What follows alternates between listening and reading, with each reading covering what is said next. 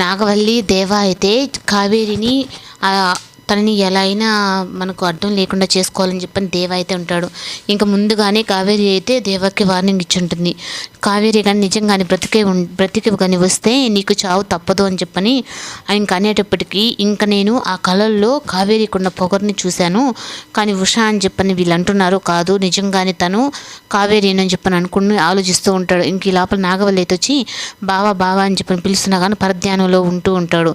ఎందుకు బావ అంత ఆలోచిస్తున్నామంటే మనకు సొంత ఒక ఉంది కదా, తనని ఎలా చంపాలని చూస్తున్నానని చెప్పని అంటూ ఉంటాడు.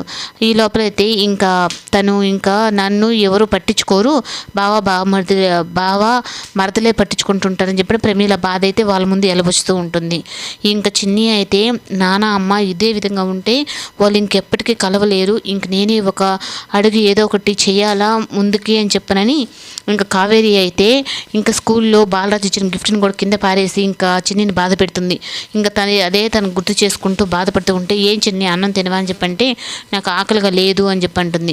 సరే నువ్వు ఒక్కసారి నాన్నతో మాట్లాడమ్మా అని చెప్పానంటే వాడు మన జీవితంలో చేసిన దానికి నువ్వు ఇంకా మర్చిపోలేదేమో, నేను మర్చిపోయేటట్టు కాదు, నిన్న అసలు వాడిని నాన్న అనద్దన్నాను కదా ఎందుకంటున్నావంటే ఇంకా నీకు దండం పెడతాను చిన్ని, వాడి విషయం నా దగ్గర ఎత్తుబాకు అంటే ఇంక ఎప్పుడు అమ్మ మాటకి ఎదురు చెప్పని చిన్ని కూడా అయితే నీకు దండం పెడతానమ్మా, నాన్నతో ఒక్కసారి మాట్లాడి చూడమ్మా, నీకు నాన్న మారిపోయాడు నీకు అర్థమవుతుందంటే ఇంకా ఏంటి చిన్ని ఇంతలా మారిపోయింది నాన్న కోసం అని చెప్పని ఇంకా కావేరియే షాక్ అవుతుంది. కానీ ఇంకా కావేరి అయితే చేతులు పట్టుకొని చిన్ని ఒక్కసారి మాట్లాడమ్మంటే నేను చచ్చినా కానీ వాడితో నేను మాట్లాడనని చెప్పని అనేసి వెళ్ళిపోతుంది.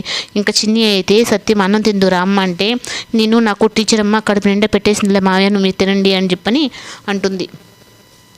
ఇదంతా కూడా తను చూస్తూ కావేరి ఎందుకు చిన్ని ఇంతలా మారిపోయింది, నా బాలరాజు విషయంలో నా కూతుర్ని మార్చేశాడా అని అనుకుంటూ ఉంటుంది.